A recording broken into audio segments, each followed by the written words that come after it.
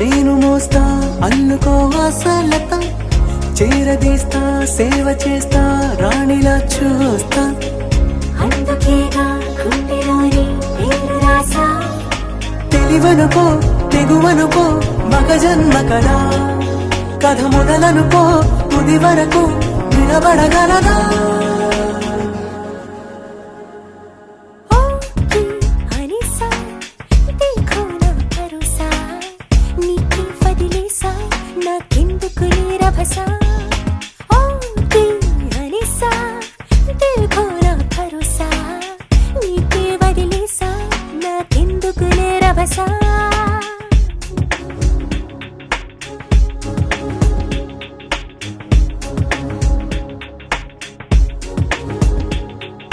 పరిగెడదాం పదవి చెలి